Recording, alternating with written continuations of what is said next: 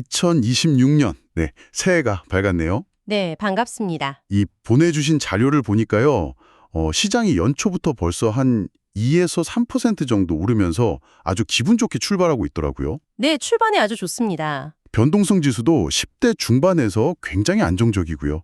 근데 이걸 보면서 문득 그런 생각이 들었어요. 이게 시장이 정말 펀더멘탈을 믿고 자신감을 갖는 걸까요? 아니면 혹시 좀 안일해진 건 아닐까? 아, 좋은 지적이십니다. 그래서 오늘 저희가 피트 나자리안이라는 시장 분석가의 자료를 통해서 2026년 시장의 핵심 포인트를 아주 깊숙이 한번 들여다보려고 합니다. 대형은행들의 귀환 신호부터 은과 금을 보는 새로운 시각, 그리고 AI 전쟁의 숨은 승자까지 정말 흥미로운 이야기들이 많습니다. 네, 맞아요. 특히 이번 분석이 재미있는 게 단순히 거시 경제 지표만 보는 게 아니라 옵션 시장처럼 실제 돈의 흐름이 보이는 데이터를 근거로 하고 있다는 점이거든요. 아, 그렇죠. 그래서 청취자분께서 지금 시장 참여자들이 구체적으로 어디에 베팅하고 있는지 그 심리를 입체적으로 파악하시는데 큰 도움이 될 겁니다.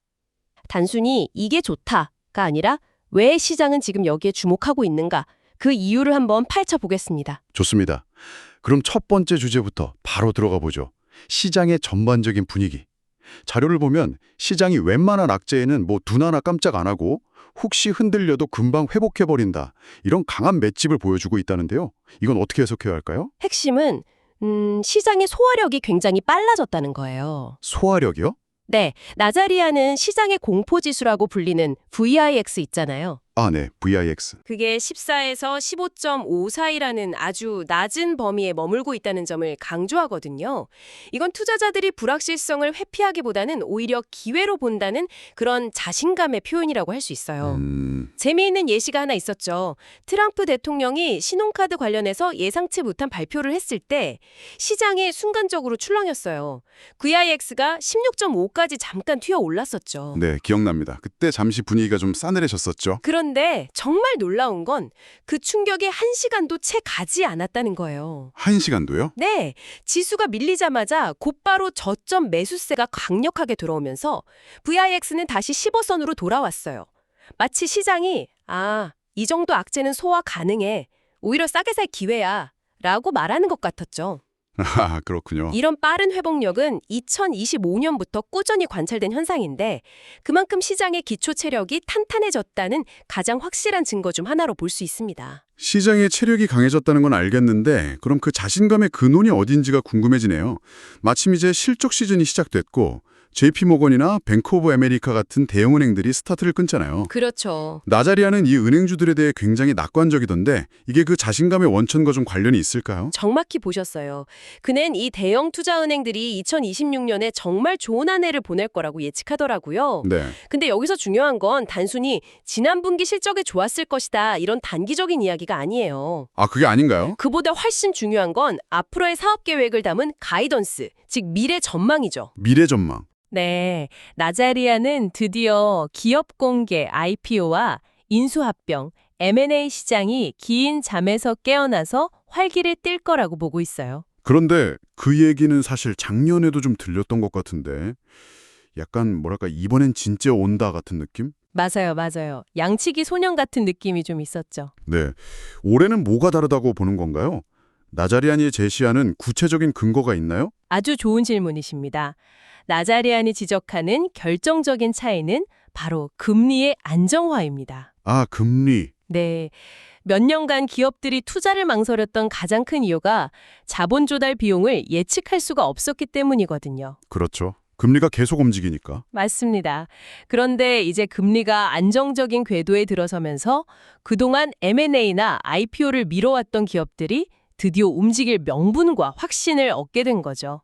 이게 바로 이번엔 진짜라고 보는 핵심 근거입니다. 아하. 작년에도 금융주들이 좋은 성과를 냈지만 올해는 이 IPO와 M&A라는 강력한 엔진을 추가로 장착하면서 연말에는 주가가 지금보다 훨씬 높은 곳에 있을 거라고 아주 강하게 주장하고 있어요. 아하, 이제야 그림이 명확해지네요. 그러니까 골드만삭스, 모건 스탠리 같은 기업들의 실적은 단순히 그들만의 이야기가 아니라 경제 전반의 활력을 보여주는 바로미터라는 거군요. 정확합니다. 기업들이 적극적으로 투자하고 몸집을 키우기 시작했다는 신호니까요. 맞습니다. 경제의 혈관 역할을 하는 이 투자은행들이 긍정적인 전망을 내놓는다는 건 경제 전체에 피가 잘 돌기 시작했다는 의미니까요. 나자리아는 이 은행들의 실적 발표가 시장 전체에 이제 안심하고 달려도 좋다는 일종의 신호탄 역할을 할 거라고 보고 있는 겁니다. 자, 경제의 큰 그림을 봤으니 이제 좀 더 구체적인 자산 이야기로 넘어가 보죠. 이 부분이 전 정말 재밌었는데요. 보통 안전자산 하면 금하고 은을 떠올리잖아요. 네, 그렇죠. 그런데 나자리아는 이 둘의 관계를 완전히 새롭게 정의하더라고요. 이걸 벌 아이브스 거래라고 부르던데 이름부터가 되게 흥미로워요. 네, 그 Silver and Gold라는 유명한 캐럴을 부른 가수 이름에서 따온 별명인데 아주 재치 있죠. 하하. 하지만 이름보다 중요한 건 그 안에 담긴 전략이에요. 이 거래의 핵심은 은을 더 이상 금의 동생이나 대체제로 보지 않는다는 겁니다. 동생이 아니다. 네, 은은 이제 단순한 귀금속이 아니라 미래 산업에 없어서는 안 될 핵심 산업재라는 거죠. 산업재로서의 은이라. 솔직히 저만 해도 은하면 할머니 댁에 있던 은수저나 장신구 이런 게 먼저 떠오르는데 이걸 산업재로 봐야 한다는 게 확 와닿지는 않네요. 그게 바로 많은 사람들이 놓치고 있는 포인트예요. 청취자분께서 지금 쓰고 계신 스마트폰, 도로 위를 달리는 전기차, 지붕 위의 태양광 패널, 그리고 각종 배터리까지. 아, 이 모든 첨단 기술 제품에 은이 필수적으로 들어갑니다. 특히 AI 데이터 센터처럼 고성능 인프라가 폭발적으로 늘어나면서 전도율이 가장 뛰어난 금속인 은에 대한 산업 수요는 정말 가파르게 증가하고 있어요. 와. 그러니까 금은 금고에 잠들어 있을 수 있지만 은은 공장에서 계속 쓰이고 있다는 거죠. 그렇군요. 그래서 작년에 은의 상승률이 금을 압도했다는 데이터가 나오는 거군요. 자료를 보니 작년에만 은 관련 자산이 100%에서 150%까지 올랐다고 하니 이건 정말 놀라운 숫자네요. 바로 그 산업적 수요가 주가를 밀어올린 핵심 동력입니다. 네. 나자리안의 분석에 따르면 옵션 시장에서 은 ETF인 SLV와 금 ETF인 GLD에 대한 매수세가 지난 한 달 동안 무려 12번이나 포착될 정도로 뜨거웠다고 해요. 12번이나요? 네, 투자자들이 가격이 올랐음에도 아랑곳하지 않고 계속 사들이고 있다는 뜻이죠. 그래서 이 벌 아이브스 거래 전략의 핵심은 금과 은 모두에 투자하되 안정적인 금보다 산업 수요라는 폭발적인 성장 스토리를 가진 은에 훨씬 더 높은 비중을 두는 겁니다. 이 추세는 앞으로도 계속될 거라고 보고 있고요. 2026년 시장을 이야기하면서 AI를 빼놓을 수는 없죠. 산업재인 은 이야기까지 하고 나니 그 재료를 사용하는 AI 산업에 대한 분석도 궁금해지는데요. 2025년 내내 AI 거품 아니냐 이 논쟁이 정말 뜨거웠는데 나자리아는 이 논쟁이 이제 끝났다고 단언하더라고요. 네, 그렇죠. 이건 너무 성급한 판단 아닐까요? 그가 논쟁은 끝났다고 말하는 데에는 아주 명확한 이유가 있어요. 이제 AI가 막연한 기대감이 아니라 지속 가능한 성장 스토리의 단계로 접어들었다는 겁니다. 아, 단계가 바뀌었다. 네. 물론 일부 주식들은 실적 없이 기대감만으로 올라서 거품이라고 볼 여지가 여전히 있죠. 하지만 시장을 이끌고 있는 핵심 AI 기업들은 이제 엄청난 실적으로 자신들의 가치를 증명해내고 있다는 거예요. 실적으로? 네. 반도체 산업에서 나타나는 상상 초월 수준의 수요만 봐도 알 수 있죠. 그래서 그는 지금이 AI 혁명의 끝이 아니라 오히려 초기 단계에 불과하다고까지 말해요. 초기 단계요? 네. 많은 사람들이 이제 파티가 끝났다고 생각할 때 그는 이제 막 메인 요리가 나오기 시작했다고 보는 거죠. 맞아요. 어렵죠. 이 뜨거운 시장 속에서 나자리안이 특별히 주목하는 어쩌면 시장에 아직 그 가치를 다 알아보지 못한 그런 기업이 있을까요? 네, 그가 콕 집어서 이야기하는 기업이 바로 구글, 알파벳입니다.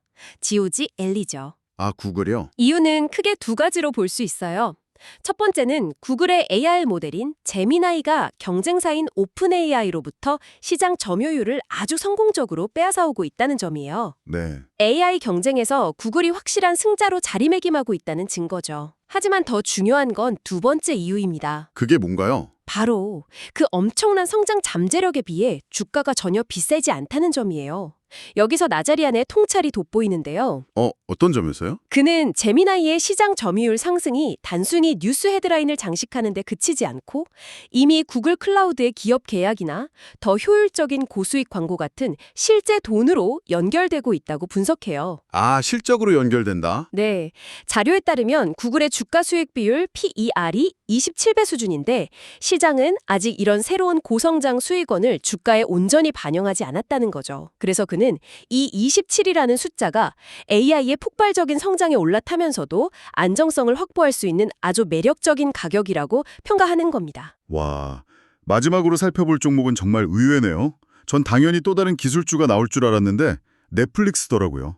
NFLX. 네, 그렇죠. 작년 하반기 6개월 동안 주가가 33%나 빠지면서 투자자들 속을 많이 태웠던 종목인데 왜 하필 지금 넷플릭스를 주목하는 걸까요? 이건 나자리안의 분석이 가진 가장 큰 장점, 즉 옵션 시장에서 스마트 머니의 흐름을 포착하는 능력을 보여주는 아주 좋은 예시예요. 스마트머니. 네, 그에 따르면 최근 넷플릭스 옵션 시장에서 아주 기묘한 움직임이 포착되고 있대요. 만기가 올해 8월인 콜옵션에 엄청난 돈이 몰리고 있다는 겁니다. 8월 만기 콜옵션이요? 그게 구체적으로 뭘 의미하는 건가요?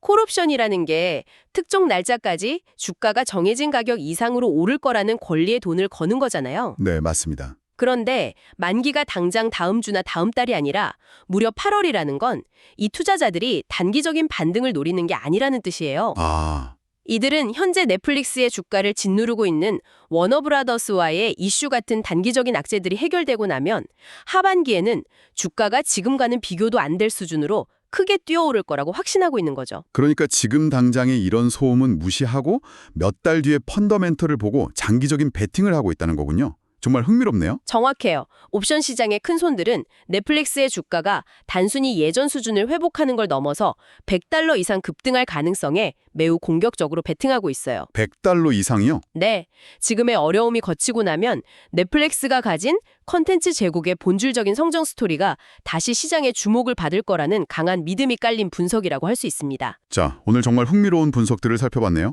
종합해보면 2026년 시장은 막연한 기대감이 아니라 탄탄한 펀더멘털에 대한 자신감을 바탕으로 움직일 거라는 큰 그림이 그려지는 것 같습니다. 네. 실적 기전이 기대되는 대형 은행들, 귀금속을 넘어 핵심 산업재로 거듭난 은, 그리고 이제는 실적으로 증명하는 AI 기업들까지요. 맞아요. 오늘 살펴본 모든 분석을 관통하는 하나의 맥락이 있다면 바로 시장의 단기적인 소음 너머에 있는 근본적인 성장 동력을 보라는 메시지인 것 같아요. 아, 근본적인 성장 동력. 네. 은행의 IPO 시장이든 은행 산업 수요든 AI 기업의 실제 수익이든 모든 분석이 실질적인 가치에 초점을 맞추고 있었죠. 시장이 단기 악재에 흔들릴 때마다 오히려 그걸 기회로 삼는 자신감의 원천이 바로 여기 있는 것 같네요. 오늘 정말 유익한 시간이었습니다. 마지막으로 청취자분께서 이 이야기들을 곱씹어 보실 만한 질문을 하나 던져주시면서 마무리하면 어떨까요? 좋습니다. 오늘 분석은 옵션 시장에서 포착되는 대규모 자금, 이른바 스마트머니의 움직임을 중요한 근거로 삼았어요. 네, 그랬죠. 그렇다면 한번 이렇게 생각해 보시는 건 어떨까요? 과연 이런 스마트머니의 흐름은 미래를 예측하는 믿음직한 수정고슬일까요? 아니면 그들 역시 때로는 틀릴 수 있는 여러 신호 중 하나에 불과할까요? 이 질문에 대한 자신만의 답을 찾아가는 과정이 아마 성공적인 투자를 위한 아주 좋은 훈련이 될 거라고 생각합니다.